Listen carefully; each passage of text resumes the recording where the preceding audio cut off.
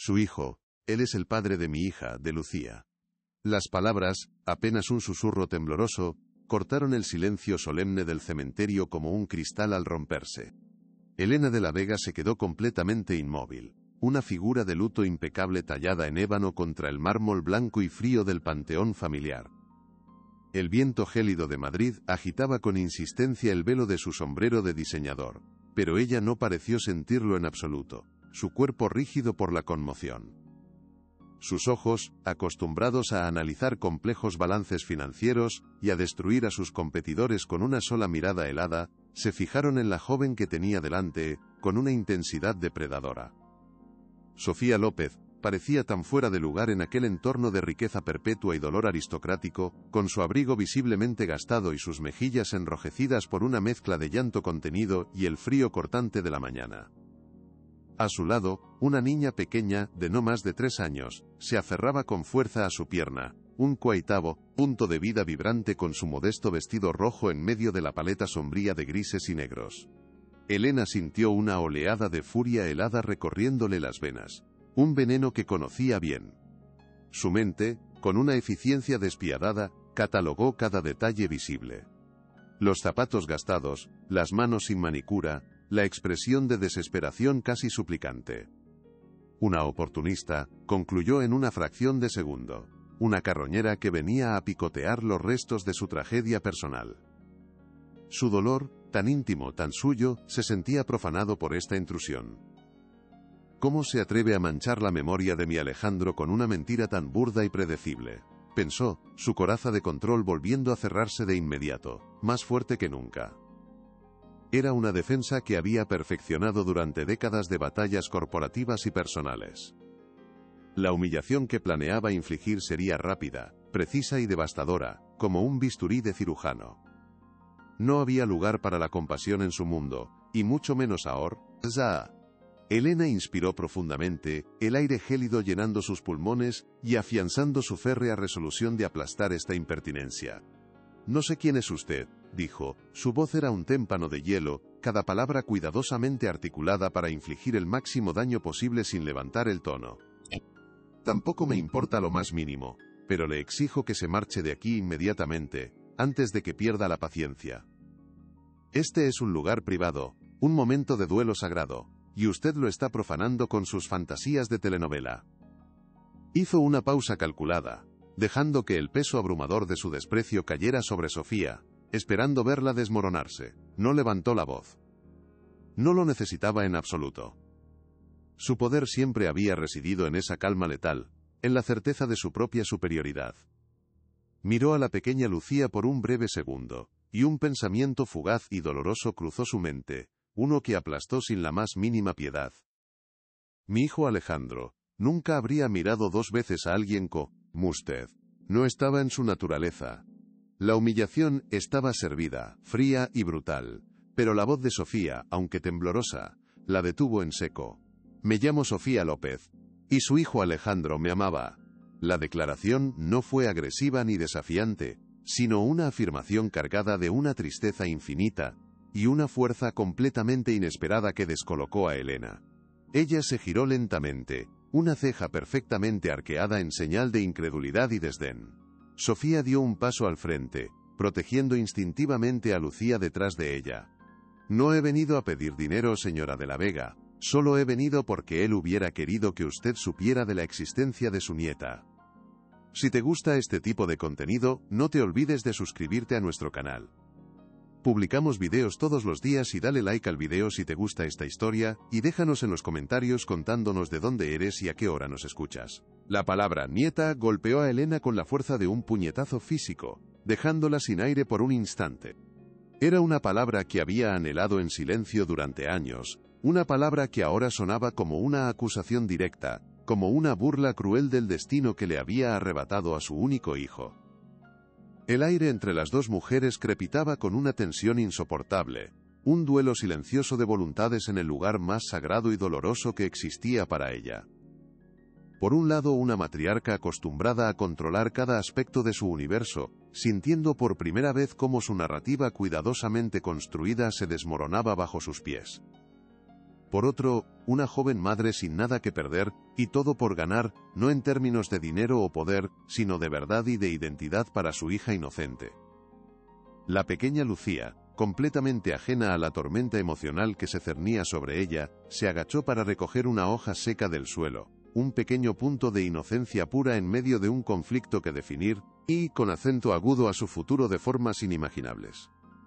El viento parecía contener la respiración, los cipreses actuando como testigos silenciosos, esperando el siguiente movimiento en esta peligrosa partida de ajedrez emocional. Cada segundo se estiraba, cargado de implicaciones devastadoras. La historia de dos familias, de dos mundos tan distintos, estaba a punto de colisionar de una forma que nadie podría haber previsto, cambiando sus vidas para siempre. El control que Elena tanto valoraba se le escapaba como arena entre los dedos. No pronuncie esa palabra nunca más, siseó Elena, el control legendario que la definía empezando a resquebrajarse visiblemente, una fina grieta en su fachada de mármol. Usted no tiene ningún derecho a usarla. Su voz, aunque baja, tembló de una furia que apenas podía contener. El derecho me lo dio él, su hijo, respondió Sofía con una firmeza que sorprendió a ambas, y su mano temblorosa se metió en el bolsillo de su abrigo gastado. Sacó algo que brilló débilmente bajo la luz gris y plomiza del cielo madrileño. Era un objeto pequeño de plata, que parecía absorber la poca luz del entorno. Sé que no me cree. Sé perfectamente cómo debo parecerle ahora mismo, pero Alejandro era previsor. Él sabía que esto podría pasar, que usted reaccionaría así. Por eso me lo dio, para proteger a nuestra hija. Sofía abrió su mano, revelando la prueba tangible que tenía el poder de cambiar el curso de sus vidas para siempre. En la palma de su mano, un lugar cálido en medio del frío, descansaba un pequeño asterisco medallón asterisco de plata envejecida, con un diseño simple pero elegante. No era una joya ostentosa ni cara, sino algo íntimo, profundamente personal. Con un dedo tembloroso, Sofía lo abrió con cuidado, y el pequeño clic metálico resonó con una claridad alarmante en el silencio sepulcral del cementerio. Dentro, protegida por un diminuto cristal, había una fotografía. Elena se obligó a no mirar, a mantener su postura de desdén, pero una fuerza magnética, una necesidad desesperada de saber, la atrajo. Sus ojos se enfocaron en la imagen. Y entonces, el aire pareció escaparse de sus pulmones en una exhalación dolorosa. Me lo regaló el día que nació Lucía, explicó Sofía, con la voz entrecortada por la emoción y el recuerdo vivo de aquel momento feliz.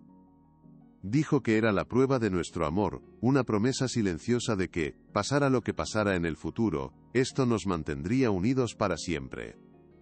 Era nuestro secreto, nuestro pequeño mundo. Elena no podía apartar la vista de la fotografía, la cara de su hijo, la forma en que miraba a Sofía con una devoción y una alegría que ella rara vez le había visto. Todo era un testimonio silencioso que gritaba una verdad que su mente se negaba a aceptar. La imagen era un puñal en su corazón. ¿Una promesa? Mi hijo comprendía el valor de los contratos, de los acuerdos firmados, no las promesas sentimentales basadas en baratijas, replicó con crueldad, su voz cargada de un veneno que apenas lograba ocultar su creciente desconcierto y pánico. Esto no prueba absolutamente nada. Hoy en día cualquiera puede montar una fotografía, es un juego de niños. Sabía que sonaba desesperada, pero necesitaba negarlo. No es un montaje, y usted en el fondo lo sabe, dijo Sofía con una calma sorprendente. Mire sus ojos en la foto, mírelos bien. ¿Alguna vez le vio sonreír de esa manera cuando hablaba de la empresa, de sus obligaciones? La pregunta fue un golpe bajo, certero y devastador. Elena retrocedió un paso, como si el objeto en la mano de Sofía le quemara la piel. No puedo creer esto, susurró, más para sí misma que para la joven. Mi hijo me lo contaba todo, no pudo haberme ocultado algo tan fundamental.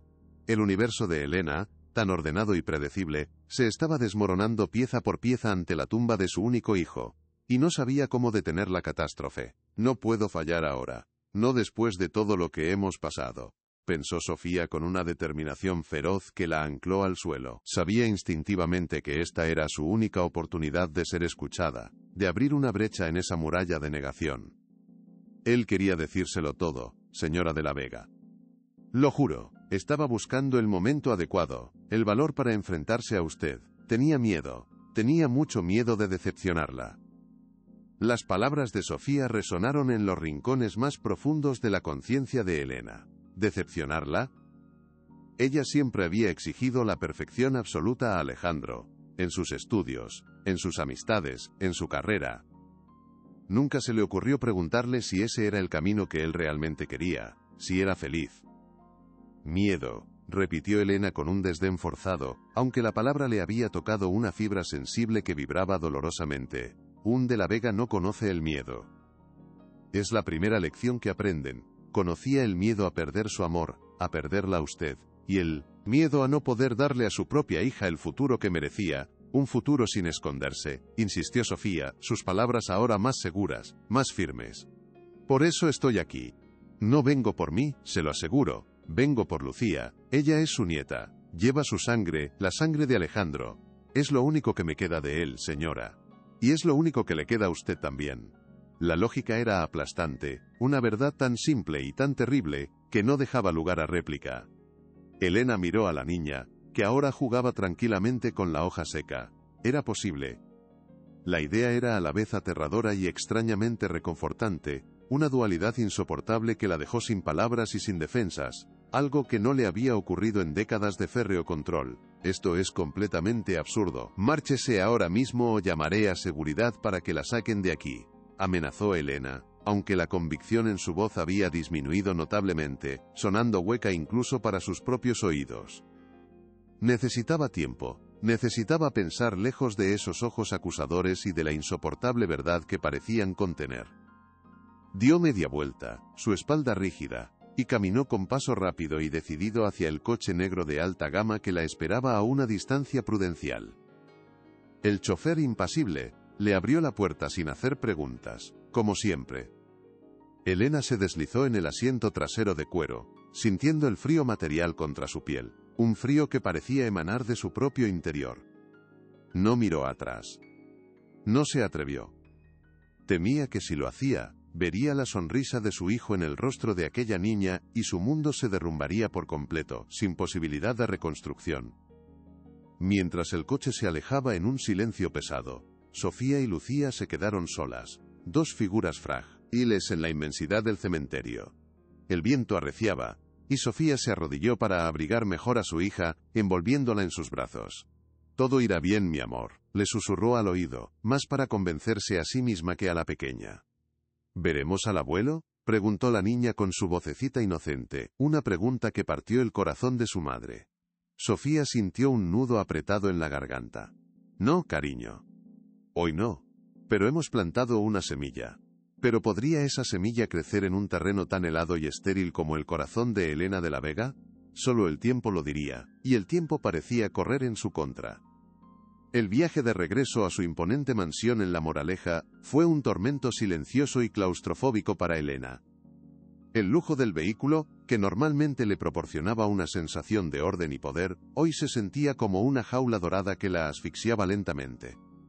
En su mente, una y otra vez, solo podía ver la imagen de la fotografía. La sonrisa radiante de Alejandro. La mirada de amor de Sofía. Y los ojos grandes y curiosos de la niña del vestido rojo. ¿Era feliz de verdad?, se preguntó por primera vez en su vida, una pregunta que se sintió como una traición. Siempre había equiparado el éxito profesional y social con la felicidad. Alejandro era exitoso, el heredero perfecto, por lo tanto, debía ser feliz. Era una ecuación simple y tranquilizadora. Pero esa fotografía contaba una historia completamente diferente, una de amor clandestino, de alegría robada, de una vida vivida en los márgenes de la que ella había diseñado meticulosamente para él. Apenas cruzó el umbral de su casa, el silencio opresivo de los techos altos y los pasillos vacíos la recibió como un golpe. Su sobrino, Marcos de la Vega, la esperaba en el gran salón, con una copa de coñac en la mano y una expresión de estudiada preocupación en su rostro atractivo. «Tía Elena, por fin llegas. Estaba muy preocupado por ti», dijo él, su voz suave y melosa. Desde la muerte de Alejandro, su presencia se había vuelto constante, un recordatorio sutil pero persistente de que él era ahora el siguiente en la línea de sucesión del imperio. «Estoy bien, Marcos». Solo necesito descansar, respondió ella distante y cortante. ¿Seguro? Pareces perturbada, insistió él, sus ojos de halcón escrutando su rostro, buscando cualquier fisura. ¿Ha ocurrido algo en el cementerio, tía?, preguntó Marcos con un tono falsamente solícito, acercándose un paso más, invadiendo su espacio personal. Elena lo miró fijamente, sus ojos fríos como el hielo. Confiar en Marcos era como confiar en una serpiente venenosa. Siempre había resentido profundamente a Alejandro, envidiando su posición como heredero. Revelarle algo tan explosivo como la existencia de una posible nieta sería un error catastrófico, una locura que no se podía permitir. Solo es el peso del día, Marcos. Nada más que eso, mintió ella, forzando una calma que no sentía en absoluto, la procesión de caos y duda marchando por su interior. Se retiró a su despacho, su santuario personal de caoba oscura y cuero, el único lugar donde se sentía verdaderamente al mando. Cerró la puerta con llave, un gesto inusual que no pasó desapercibido para su sobrino, quien sonrió levemente para sus adentros. Una vez sola, en la seguridad de su fortaleza, Elena marcó un número de memoria en su Mingia teléfono. Ricardo, soy Elena de la Vega, dijo cuando su abogado personal contestó la llamada. La voz del doctor Ricardo Ruiz era suave, precisa y carente de emoción. Señora de la Vega, mis condolencias una vez más por su terrible pérdida. ¿En qué puedo servirla en este momento? Elena hizo una pausa, reuniendo sus pensamientos. Necesito que investigues a alguien de inmediato. Una mujer llamada Sofía López. Quiero saberlo todo sobre ella. ¿De dónde viene? ¿A qué se dedica? ¿Con quién se relaciona? Absolutamente todo. Y Ricardo, sé discreto, pero implacable. No dejes piedras sin remover. La orden estaba dada. La maquinaria de los de la Vega se ponía en marcha para aplastar aquella amenaza. O al menos, para intentarlo con todas sus fuerzas. Mientras tanto, en un pequeño y modesto apartamento en el barrio de Vallecas, el contraste con la opulenta mansión de La Moraleja no podía ser más marcado. Sofía acababa de acostar a Lucía, cantándole una suave nana hasta que se quedó dormida.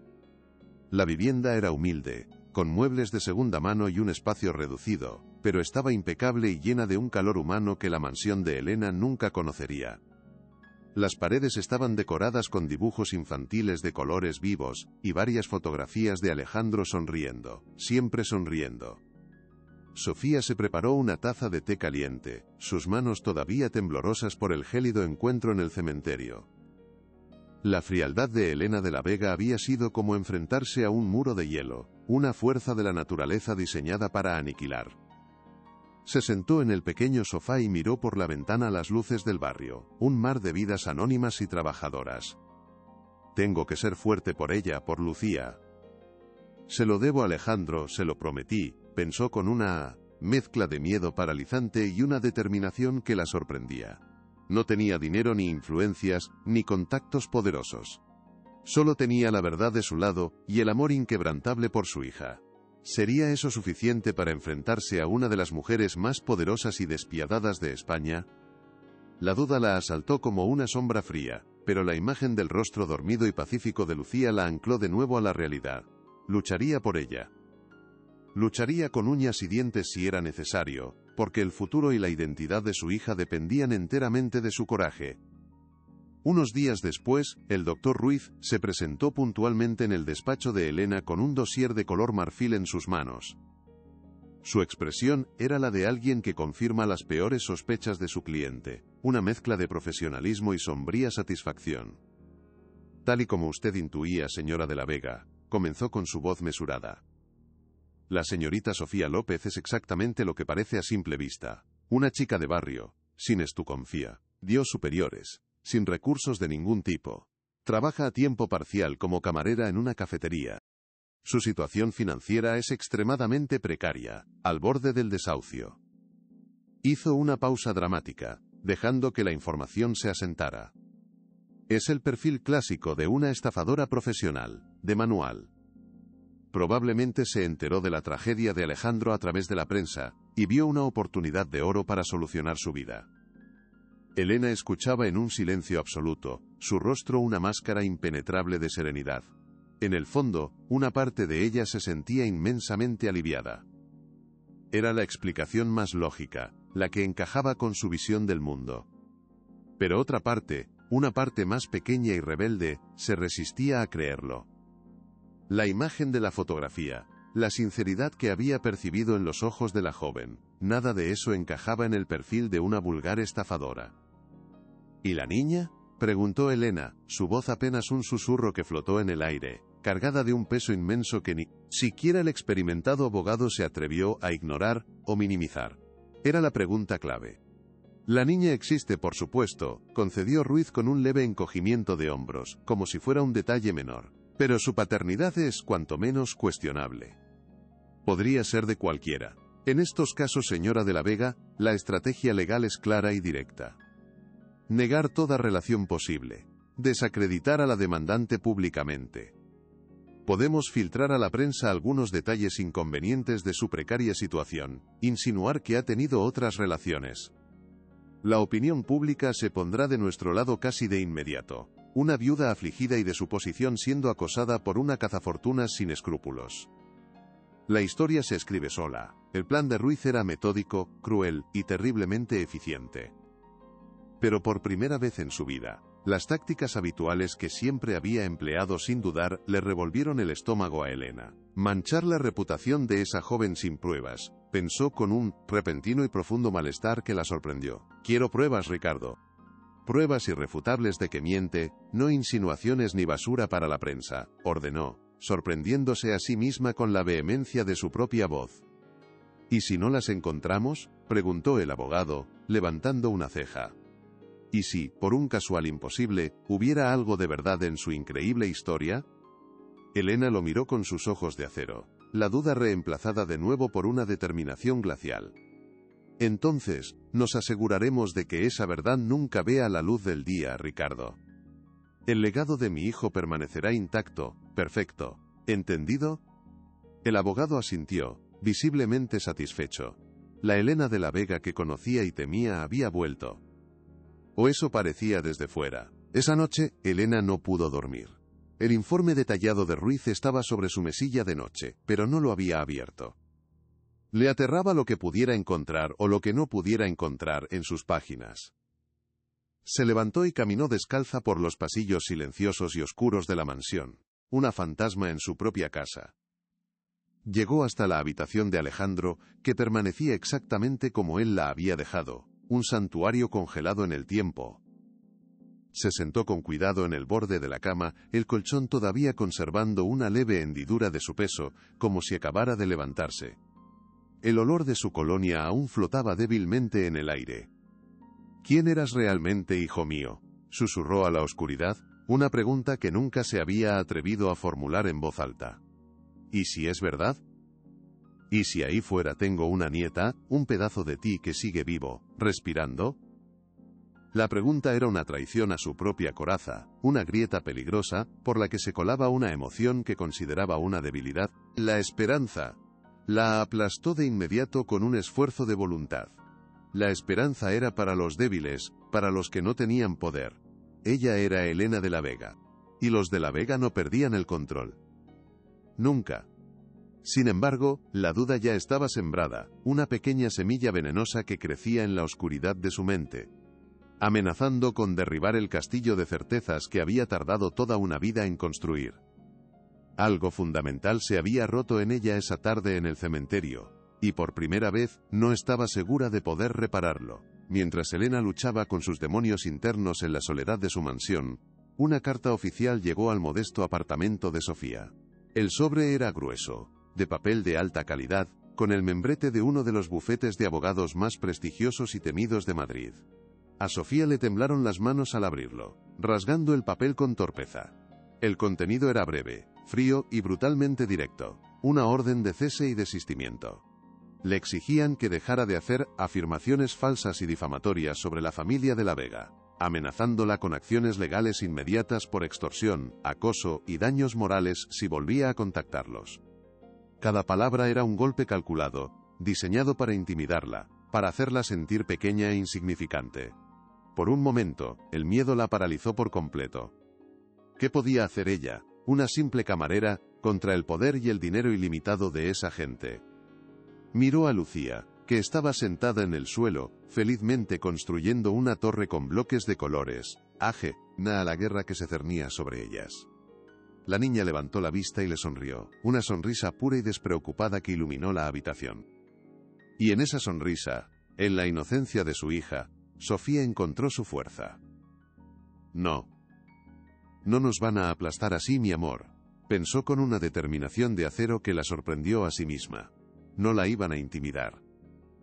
No cuando el futuro y el honor de su hija estaban en juego. Aquella carta no era un final, sino una declaración de guerra. Y ella, para su propia sorpresa, estaba dispuesta a luchar. Tía, he estado pensando en lo que hablamos el otro día, dijo Marcos unos días después encontrando a Elena en el jardín de invierno, un oasis de cristal y plantas exóticas. Este asunto con esa mujer es una mancha inaceptable en el nombre de Alejandro. No podemos permitir que una aventurera sin escrúpulos se salga con la suya y ensucie su memoria. Sus palabras eran como veneno dulce, una estudiada muestra de lealtad familiar que no engañó a Elena ni por un segundo. El doctor Ruiz se está encargando de ello con la máxima diligencia, respondió ella de forma escueta, sin apartar la vista de una orquídea. Pero, ¿es suficiente con eso? Un abogado se mueve por los cauces legales. Son lentos, predecibles. Esto requiere una solución más definitiva, insinuó Marcos, dejando la palabra suspendida en el aire. Elena se giró lentamente para mirarlo, sus ojos entrecerrados. ¿Qué estás sugiriendo exactamente, Marcos? Solo digo que debemos proteger el patrimonio familiar a toda costa. La herencia de Alejandro es inmensa. Si esta mujer lograra demostrar la paternidad, aunque sea una posibilidad remota, tendría derecho a una parte sustancial. Una parte que debería quedarse en la familia, donde pertenece. El mensaje era cristalino. Él se estaba posicionando, asegurándose de que cualquier amenaza a su futura herencia fuera neutralizada por completo, por cualquier medio necesario. Elena sintió una punzada de profundo asco. Incluso en pleno duelo, la conaja roja Yipunidilisi, vicia de su sobrino, no descansaba ni un instante. No te preocupes por el patrimonio, Marcos. Yo me encargo de todo, dijo con una frialdad cortante, dejando claro que ella, y solo ella, seguía al mando de todo. La conversación con Marcos sembró en Elena una profunda semilla de desconfianza hacia todos los que la rodeaban. ¿Quién era leal de verdad en su círculo? Su abogado actuaba por dinero, siguiendo sus instrucciones al pie de la letra. Su sobrino, por pura y descarnada ambición. Se sentía completamente sola, aislada en la cima de su imperio. Esa tarde, en un impulso inusual, despidió a todo el servicio y se encerró en su despacho. Abrió la caja fuerte oculta tras un falso panel de la biblioteca y sacó una pequeña caja de madera de sándalo. Dentro, guardaba los recuerdos más preciados de Alejandro, su primer diente de leche, dibujos del colegio, medallas deportivas, y una pequeña colección de fotografías Polaroid de su adolescencia. Las fue pasando una a una con una mezcla de nostalgia y dolor. Paisajes de viajes, amigos del internado, su primer coche deportivo. Y entonces, se detuvo en seco. En una de las fotos, tomada años atrás en la universidad, Alejandro aparecía riendo a carcajadas junto a un joven de aspecto amable y sonriente. Elena recordó vagamente al chico, un amigo inseparable de la facultad llamado Javier. No lo había vuelto a ver desde la graduación. Un pensamiento audaz comenzó a formarse en su mente. Quizás había otra forma de llegar a la verdad. Una que no involucrara a abogados sin escrúpulos ni a sobrinos codiciosos. Una búsqueda personal que la llevaría por caminos que nunca había imaginado transitar, lejos de la seguridad y el control de su imperio. Sofía, por su parte, sabía que no podía quedarse de brazos cruzados esperando el siguiente golpe. Con sus escasos ahorros, buscó asesoramiento legal. Tras varias visitas a despachos que la rechazaron al oír el nombre de La Vega, encontró a una abogada de oficio, una mujer joven y combativa llamada Isabel Torres, que escuchó su historia con una empatía que conmovió a Sofía. Es una batalla de David contra Goliat, Sofía. Tienes que ser consciente de ello, le advirtió Isabel con honestidad brutal. Tienen recursos ilimitados. Intentarán enterrarnos en papeleo, desacreditarte en los medios, agotar tus fuerzas y tu poco dinero, hasta que te rindas. Entonces no hay nada que hacer. ¿Debo rendirme?, preguntó Sofía, el corazón encogido por la desesperanza. Isabel sonrió, una sonrisa luchadora y llena de energía. No he dicho eso. He dicho que será difícil, muy difícil. Pero la ley de filiación en España es clara. Si podemos demostrar legalmente que Lucía es hija de Alejandro de la Vega, tiene derechos innegables que ni ellos pueden ignorar. Necesitaremos una prueba de ADN.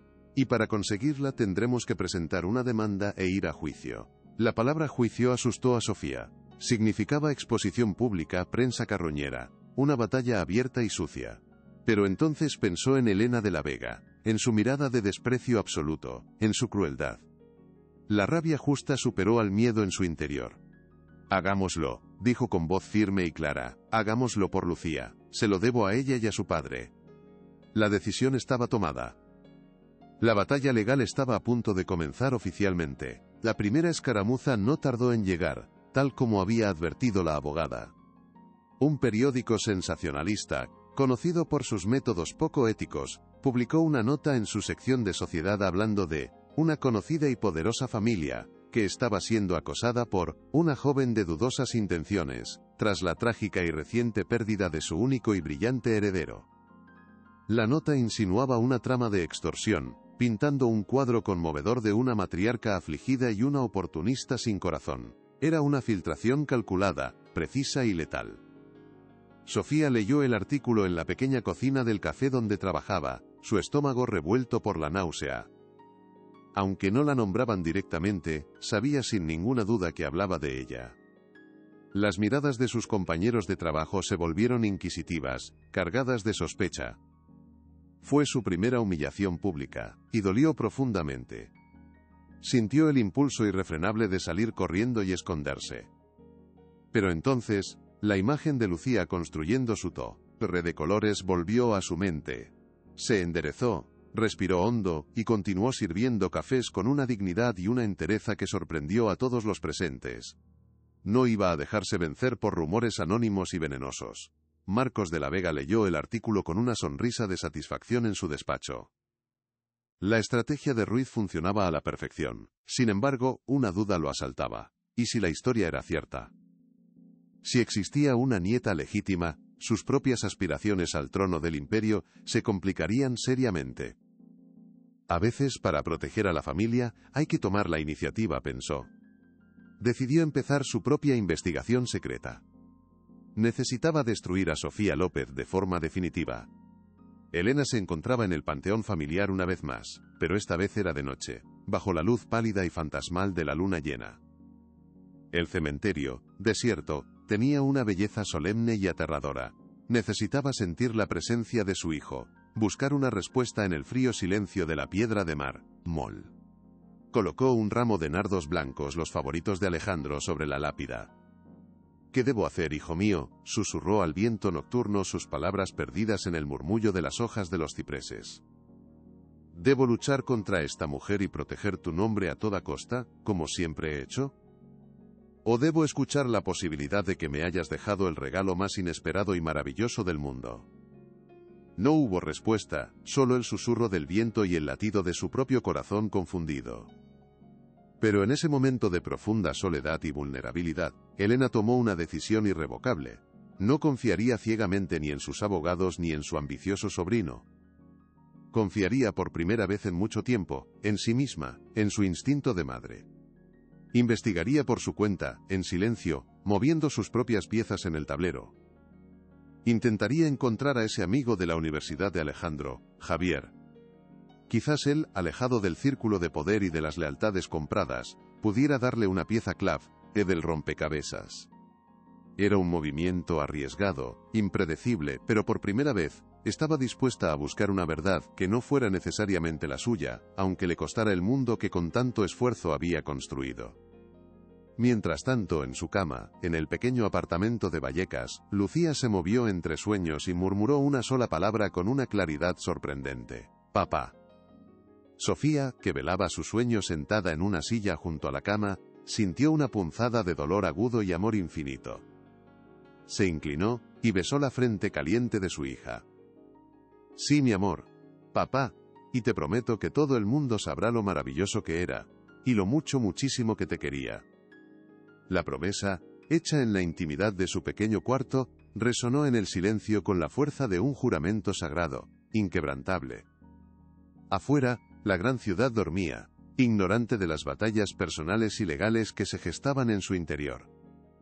Dos mujeres, separadas por un abismo social pero unidas indisolublemente por el mismo hombre, se preparaban para el enfrentamiento de sus vidas. Una luchaba por un legado de poder, control y perfección. La otra, por un legado de amor, identidad y verdad. El choque era inevitable, una colisión de dos mundos. Y en el centro de todo, una niña pequeña dormía plácidamente, soñando con un padre cuya memoria estaba a punto de sacudir los cimientos de una de las familias más poderosas del país. El tablero estaba dispuesto. Las piezas comenzaban a moverse en la oscuridad. Y nadie, absolutamente nadie, podía prever quién saldría victorioso de esta guerra. La decisión de Elena de investigar por su cuenta era una ruptura total con su modus operandi habitual. La imagen de la joven en el cementerio, tan frágil y a la vez tan firme, se había grabado en su retina, desafiando todas sus preconcepciones. «Debo saber la verdad por mí misma, sin filtros ni agendas ocultas», se repitió, sintiendo una mezcla de terror y una extraña liberación.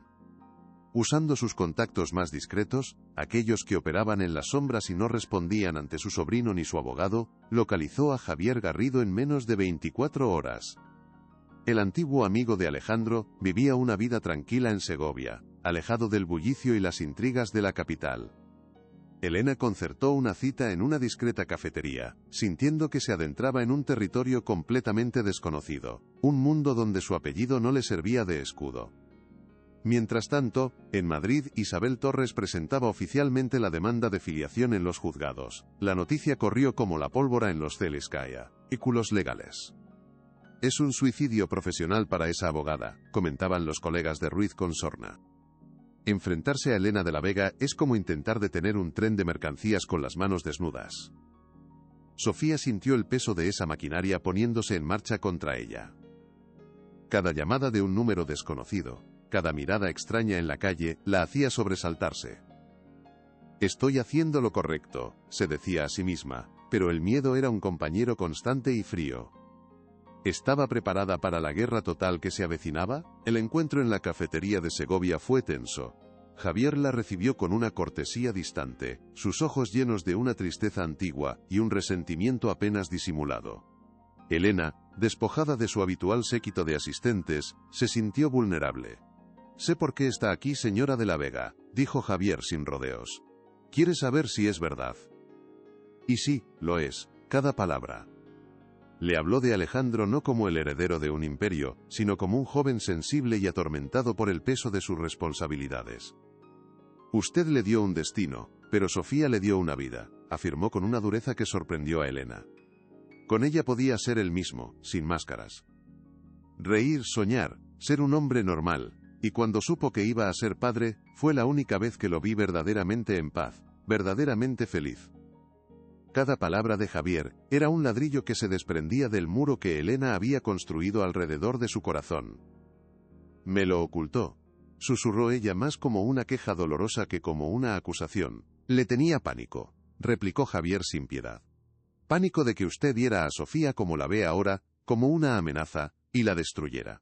Su mayor miedo era que le hiciera elegir entre su madre y su propia familia».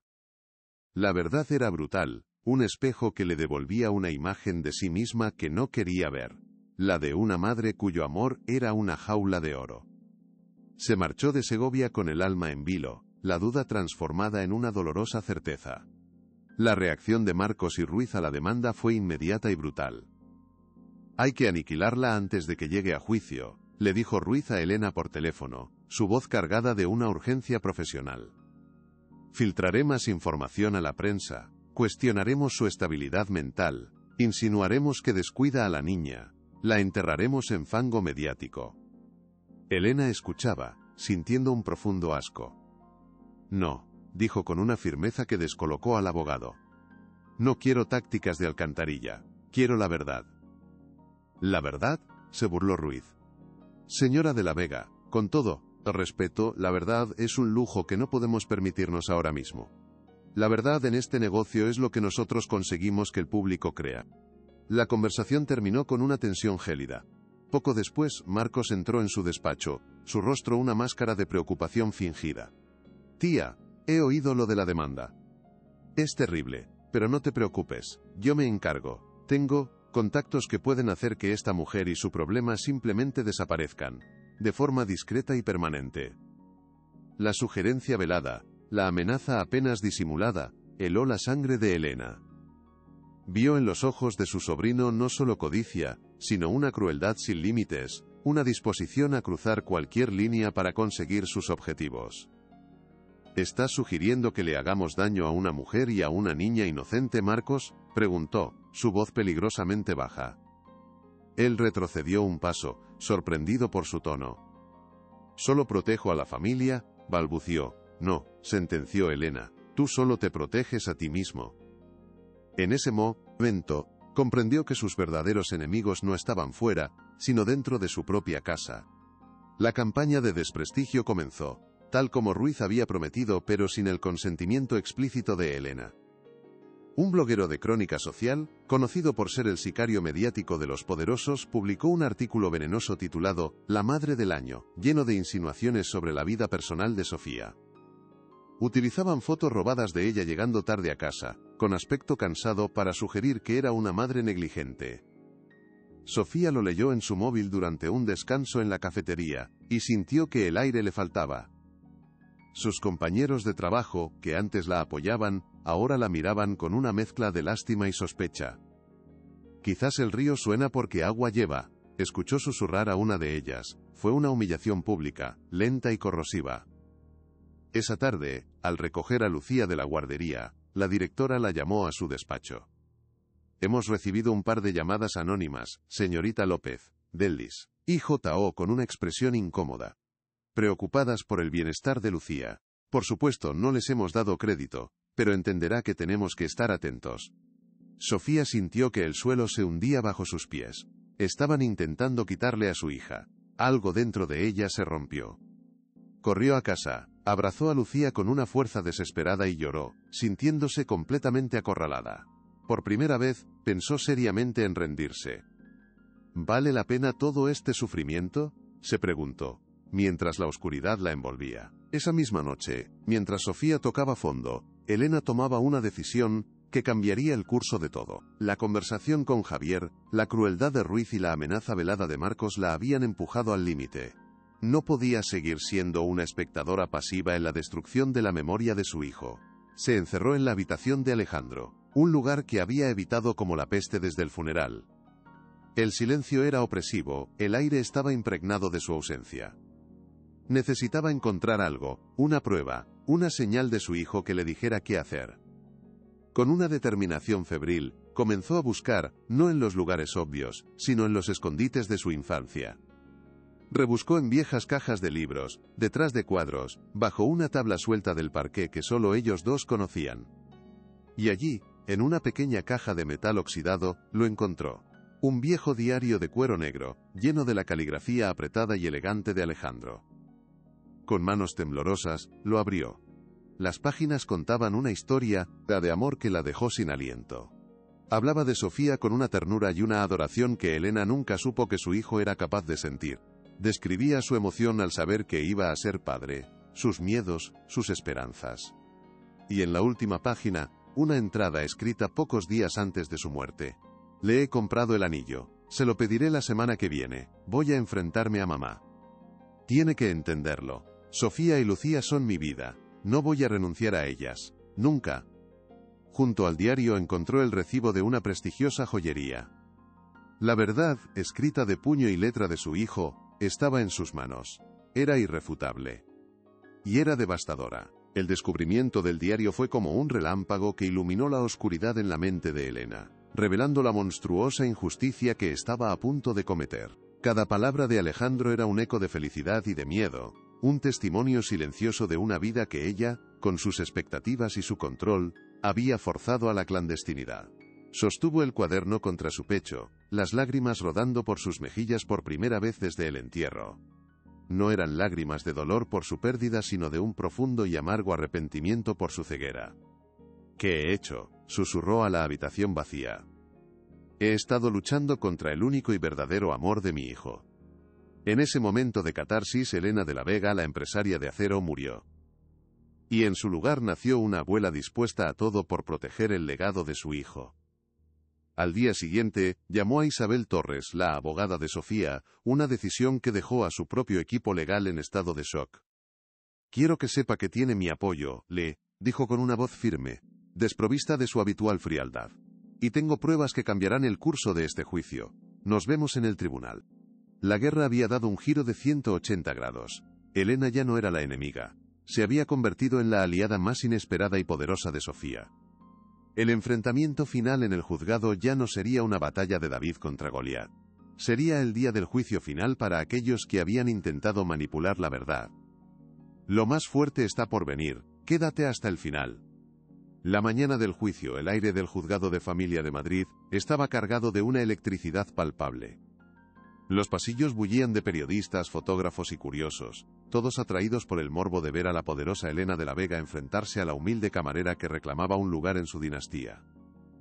Sofía llegó acompañada de Isabel, sintiéndose como un cordero llevado al matadero. Cada flash de las cámaras era como un golpe físico, cada murmullo una aguja en su piel. «No mires a los lados.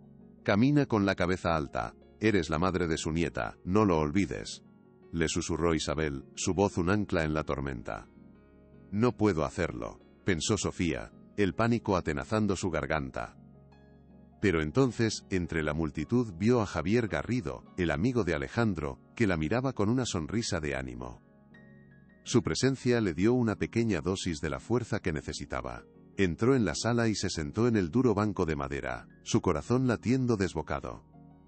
Al otro lado del pasillo, Elena de la Vega hizo su entrada, no con la arrogancia de una reina, sino con la gravedad solemne de alguien que va a una batalla cuyo resultado ya conoce. Sus miradas se cruzaron por un instante. Sofía esperaba ver desprecio, pero en su lugar encontró algo que la descolocó por completo, una expresión de profunda y dolorosa determinación. Algo había cambiado. Y ese cambio lo alteraba todo. El doctor Ruiz comenzó su alegato inicial con una arrogancia teatral, pintando un cuadro vívido, de Sofía como una embustera manipuladora y sin escrúpulos. «Hoy, señoría, vamos a desenmascarar una de las tramas de extorsión más viles y calculadas que este tribunal haya presenciado», declaró, su voz resonando en la sala. Una joven que, aprovechándose de la vulnerabilidad de una madre en duelo, ha tejido una red de mentiras con el único fin de acceder a una de las mayores fortunas de este país. Elena escuchaba el discurso que ella misma había pagado, y cada palabra le sonaba a una blasfemia. Vio cómo Sofía se encogía en su asiento, su rostro pálido y demacrado por la humillación pública. «Esto es mi culpa. Yo permití que esto sucediera», pensó, un nudo de culpa apretándose en su estómago. Cuando llegó el turno de Isabel Torres, su voz fue un contrapunto de calma y dignidad. «Mi cliente no está aquí para reclamar una fortuna, señoría», dijo con una firmeza serena. «Está aquí para reclamar un nombre. El nombre que le corresponde por derecho a su hija, Lucía. El nombre de su padre, Alejandro de la Vega». La sala permaneció en un silencio tenso. El contraste entre las dos estrategias era brutal. La de la defensa, basada en el ataque y la humillación.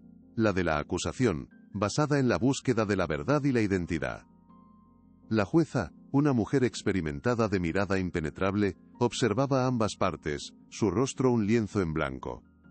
Nadie sabía hacia dónde se inclinaría la balanza de la justicia. La primera parte del juicio fue una carnicería para Sofía. Ruiz, como un cirujano sádico, fue llamando a una serie de testigos comprados que destrozaron la reputación de Sofía con una eficacia brutal. Un antiguo vecino testificó, mintiendo descaradamente, que Sofía organizaba fiestas ruidosas y recibía a hombres diferentes en su apartamento. Un compañero de trabajo, sobornado, insinuó que se quejaba constantemente de su falta de dinero, y que había dicho que haría cualquier cosa por una vida de lujo. Cada testimonio era una puñalada, una mentira cuidadosamente elaborada para construir la narrativa de la cazafortunas. Sofía negaba con la cabeza, las lágrimas de impotencia rodando por sus mejillas. «No es verdad, no es verdad», le susurraba Isabel, pero su voz se perdía en la formalidad del procedimiento. La jueza escuchaba, impasible, tomando notas. El plan de Ruiz estaba funcionando a la perfección. La opinión pública, representada por los periodistas en la sala, ya había dictado su veredicto. Marcos, sentado en la primera fila, sonreía con una satisfacción mal disimulada. La victoria parecía segura. Elena observaba la demolición de Sofía y sintió una oleada de náuseas. Se dio cuenta de que ese era el mundo que ella había creado, un mundo donde la verdad podía ser comprada y vendida, donde la dignidad de una persona podía ser destruida por dinero. Y se odió a sí misma por ello. Cuando llamaron a Sofía al estrado, estaba temblando de pies a cabeza. Ruiz se acercó a ella con la falsa cortesía de una serpiente. «Señorita López, ¿puede mostrarnos alguna prueba tangible de su supuesta relación con el señor de la Vega? ¿Alguna foto juntos en un evento público? ¿Algún regalo de valor que demuestre su compromiso?» Sofía negó con la cabeza. «Nuestra relación era privada», susurró. «Ah, privada», exclamó Ruiz con sarcasmo. «Qué conveniente. ¿O era más bien inexistente?» La humilló con preguntas sobre sus deudas, sobre su modesto trabajo, sobre su vida antes de conocer a Alejandro, insinuando que tenía un historial de buscar hombres con dinero. Sofía se sentía cada vez más pequeña, más indefensa. En un momento de desesperación, sacó el objeto de plata de su bolso. «Él me dio esto», dijo, su voz apenas un hilo. Ruiz lo tomó con la punta de los dedos, como si estuviera sucio. «Un simple guardapelo de poco valor», dijo con desdén. «Podría habérselo comprado a C.U. cualquiera. Esto no prueba nada». La desestimación de su único tesoro, del símbolo de su amor, fue la gota que colmó el vaso. Sofía rompió a llorar, un llanto desconsolado de pura desesperación y derrota. La falsa resolución parecía completa. Había perdido. «Señoría, no tenemos más preguntas para esta testigo», dijo Ruiz con una sonrisa de triunfo, volviendo a su asiento. La jueza miró a Sofía, que seguía llorando en el estrado, y luego a Isabel Torres. «¿Tiene la acusación alguna pregunta más?» Isabel se levantó. «No, señoría. Pero tenemos un testigo que no estaba en la lista inicial. Un testigo que puede arrojar una luz definitiva sobre la verdad». Ruiz protestó enérgicamente, pero la jueza, con un gesto de la mano, lo silenció. «Permitido, que pase el testigo». La puerta de la sala se abrió y entró Javier Garrido. La expresión de Marcos se congeló. Javier subió al estrado y juró decir la verdad. Con una voz tranquila pero firme, contó la historia de amor de Alejandro y Sofía. Corría, oborando cada detalle. «Yo estuve con Alejandro el día que compró el anillo de compromiso», declaró, mirando directamente al jurado. «Me dijo que Sofía era la única mujer que había amado de verdad, y que no iba a permitir que nadie, ni siquiera su propia madre, se interpusiera en su felicidad». El testimonio de Javier fue como una bomba en la sala. Ruiz intentó desacreditarlo, acusándolo de mentir por dinero o por notoriedad, pero Javier se mantuvo impasible. Su sinceridad era palpable, su lealtad a su amigo fallecido, inquebrantable. La narrativa de la defensa comenzaba a resquebrajarse. Aprovechando la conmoción, Isabel Torres se acercó al estrado con una caja de metal en las manos. «Señoría, este testigo también nos ha revelado la existencia de un objeto que mi clienta desconocía. El diario personal de Alejandro de la Vega». Lo depositó sobre la mesa de la jueza. Un murmullo de asombro recorrió la sala. «En estas páginas», continuó Isabel, su voz subiendo de volumen, «el señor de la Faralulumen, Vega, narra con todo detalle su amor por Sofía y su inmensa alegría ante el nacimiento de su hija, Lucía. También expresa su miedo a la reacción de su familia y sus planes de matrimonio inminente. Entregó también el recibo de la joyería, una prueba irrefutable». La jueza examinó los documentos con el ceño fruncido, su expresión cada vez más seria. El castillo de mentiras de Ruiz se estaba derrumbando ladrillo a ladrillo. Y entonces, cuando parecía que la tensión no podía aumentar más, Elena de la Vega se puso lentamente en pie. El silencio en la sala fue absoluto. Todos los ojos se clavaron en ella. Ignorando los susurros de pánico de su abogado, caminó con una calma majestuosa hacia el centro de la sala. «Señora de la Vega, ¿tiene algo que decir?», preguntó la jueza, visiblemente sorprendida. Elena asintió, su mirada fija en Sofía. Sí, señoría, dijo, su voz resonando con una autoridad que nadie se atrevió a desafiar. Tengo que decir la verdad. Todo lo que el señor Garrido ha dicho es cierto, comenzó Elena, su voz clara y sin temblor, llenando el silencio sepulcral. Y todo lo que está escrito en ese diario es la más pura verdad. Yo lo encontré hace 2 noches. Se giró para mirar a su abogado y a su sobrino con una frialdad que los petrificó. Y también encontré algo más. Una carta. Una carta que mi hijo me escribió y que nunca tuvo el valor de entregarme. Metió la mano en su bolso y sacó un sobre arrugado. En esta carta, Alejandro me suplicaba que aceptara a Sofía y a su hija. Me pedía perdón por su cobardía, pero me juraba que eran su única razón para vivir. Miró a Sofía, y por primera vez, sus ojos se llenaron de lágrimas. Me hablaba de un objeto que le había regalado a Sofía. El único que tenía el poder de probar su historia ante mí. Se acercó a la mesa donde reposaba la pequeña joya de plata. Lo tomó con una reverencia que dejó a todos sin aliento. Era este medallón dijo, sosteniéndolo en alto para que todos lo vieran. La prueba de su amor. La llave de su corazón. La herencia de su alma. Se giró hacia la jueza, su rostro una mezcla de dolor, arrepentimiento y una nueva y feroz determinación. Reconozco a Lucía López como mi nieta, la única heredera de mi hijo. Y pido perdón públicamente a Sofía López por el daño, la humillación y el dolor que mi ceguera y mi orgullo le han causado. La confesión fue un trueno. La verdad finalmente había triunfado. Si esta historia te tocó el corazón, comparte para que llegue a más personas. El caos estalló en la sala. Los flashes de los fotógrafos crepitaban como fuegos artificiales. Los periodistas gritaban preguntas. La jueza golpeaba el mazo con fuerza, intentando restaurar un orden que ya se había perdido para siempre.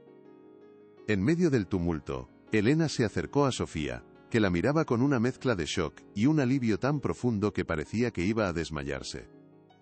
Elena le puso una mano en el brazo, un gesto de apoyo, de alianza. Perdóname, susurró, su voz rota por la emoción. Sofía solo pudo asentir, las lágrimas de gratitud y liberación finalmente fluyendo sin control. Marcos, con el rostro descompuesto por la furia y la traición, intentó acercarse a su tía. «¿Estás loca? ¿Has destruido a la familia?», gritó, pero 2 guardias de seguridad lo interceptaron y lo escoltaron fuera de la sala, su salida ignominiosa sellando su caída en desgracia.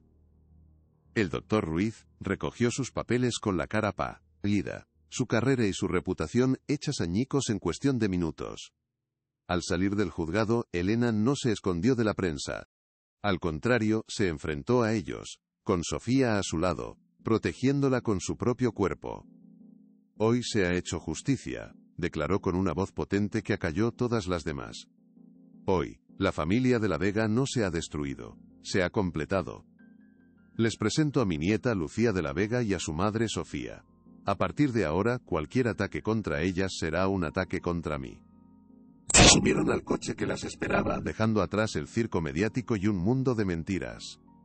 «Vamos a casa», dijo Elena tomando la mano de Sofía, «a nuestra casa».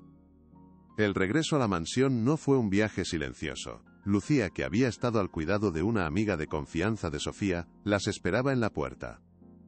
Al ver a su madre, corrió a sus brazos.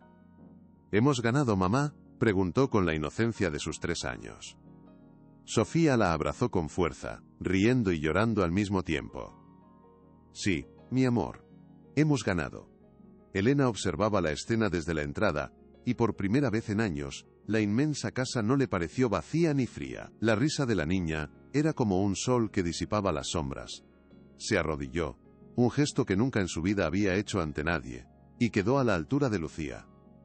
«¿Puedo darte un abrazo, Lucía?», preguntó su voz temblorosa.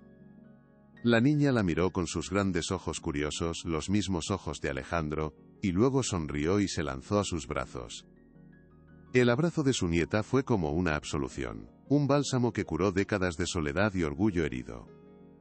Esa noche, por primera vez, cenaron las 3 juntas en el gran comedor, no como una matriarca y sus invitadas, sino como una familia. una familia rota y recompuesta, unida por el dolor, la verdad y la promesa de un nuevo comienzo. El legado de Alejandro no era el imperio que Elena había construido, sino el amor que llenaba esa sala. Los días siguientes fueron un torbellino de cambios. La primera decisión de Elena fue fulminante. Despidió a todo su antiguo equipo legal y a la mitad del personal de servicio, aquellos que habían sido leales a Marcos y a su visión del mundo. Luego convocó a sus nuevos abogados y con una frialdad quirúrgica rehizo su testamento. Marcos fue desheredado por completo, su nombre borrado de la historia de la familia de la Vega como si nunca hubiera existido. La totalidad del patrimonio fue puesta en un fideicomiso a nombre de Lucía, con Sofía como su administradora. «No te estoy dando dinero, Sofía», le explicó Elena. «Te estoy dando poder, el poder para proteger a nuestra hija y para asegurarte de que nadie nunca más pueda hacerle daño». Sofía, abrumada, intentó protestar, pero Elena la detuvo. «Confío en ti. Alejandro confiaba en ti. Y eso es todo lo que importa». Sofía asumió su nuevo rol, con una mezcla de miedo y una determinación que la sorprendió a sí misma. Empezó a estudiar finanzas, a aprender sobre el funcionamiento del imperio, no por ambición, sino por un profundo sentido de la responsabilidad. Quería estar a la altura de la confianza que Alejandro y Elena habían depositado en ella. Quería honrar su memoria construyendo un futuro seguro para su hija. La transformación de la mansión fue el reflejo de la transformación de sus habitantes. Sofía, con el permiso de Elena, empezó a llenar la casa de vida. Cambió las pesadas cortinas de terciopelo por otras más ligeras que dejaban entrar la luz del sol. Llenó los jarrones de flores silvestres en lugar de los exóticos y rígidos arreglos florales. Las fotos de Lucía, sonriendo, jugando, durmiendo, empezaron a aparecer en las mesas y las estanterías, junto a los solemnes retratos de los antepasados de la Vega. La risa de la niña se convirtió en la banda sonora de la casa. Elena, al principio, observaba estos cambios con una curiosidad distante, pero poco a poco, empezó a participar. Una tarde, encontró a Lucía intentando plantar una de sus muñecas en una maceta del jardín de invierno. En lugar de regañarla por ensuciar, Elena se sentó en el suelo con ella y le explicó cómo crecían las plantas de verdad. Fue la primera de muchas lecciones, de muchas conversaciones. La abuela y la nieta comenzaron a forjar un vínculo profundo, un amor que trascendía la sangre, y se basaba en el tiempo compartido, en las historias contadas en voz baja y en las risas compartidas. La casa, antes un monumento al pasado, se estaba convirtiendo en una promesa de futuro. Un año después del juicio, Elena y Sofía anunciaron la creación de la Fundación Lucía. El propósito de la fundación, financiada íntegramente por el patrimonio de la Vega, era ayudar a madres solteras en situación de vulnerabilidad, ofreciéndoles apoyo legal, becas de estudio y ayudas económicas. Nadie debería tener que luchar sola por el futuro de sus hijos, dijo Sofía en el discurso de inauguración, su voz firme y llena de una nueva confianza. Esta fundación es un homenaje a un hombre que creía en el poder del amor y en las segundas oportunidades. Elena, sentada en primera fila, la escuchaba con un orgullo que le llenaba los ojos de lágrimas. Vio en Sofía no a la joven asustada que había conocido en el cementerio, sino a una líder fuerte y compasiva. La fundación se convirtió en la pasión de Sofía, el trabajo de su vida, y para Elena fue la redención. El dinero que había acumulado con tanta frialdad se estaba transformando en esperanza para miles de mujeres. Su legado ya no ser, y con acento agudo ha recordado por sus logros empresariales, sino por su acto final de compasión y justicia. El nombre de la Vega, antes sinónimo de poder implacable, se estaba convirtiendo en un símbolo de esperanza. 5 años después. Una tarde soleada de primavera, en los jardines de la mansión, se celebraba una pequeña fiesta. Lucía, ahora una niña de 8 años brillante y curiosa, corría por el césped con sus amigos. Sofía, radiante, charlaba animadamente con Javier Garrido, cuya amistad se había convertido en un amor sereno y compañero. Se habían casado un año antes en una ceremonia íntima, y él se había convertido en una figura paterna amorosa y constante para Lucía. Elena, sentada en un banco bajo la sombra de un roble centenario, observaba la escena con una paz profunda. Su pelo era completamente blanco, y las arrugas de su rostro ya no eran surcos de severidad, sino mapas de una vida que había encontrado su verdadero norte. Lucía corrió hacia ella y se acurrucó en su regazo. «Abuela, ¿me cuentas la historia de papá y mamá otra vez?», preguntó, su pregunta favorita. Elena sonrió y comenzó a narrar, no la historia de un escándalo, sino la de un gran amor que había superado el miedo, el orgullo y la muerte. Mientras hablaba, miró a Sofía, que le devolvió la sonrisa. Habían construido una familia sobre las cenizas del dolor, una familia más fuerte y verdadera que la que las rígidas tradiciones habían dictado. Y en el centro de todo una niña que era la prueba viviente de que el amor, al final, siempre encuentra el camino.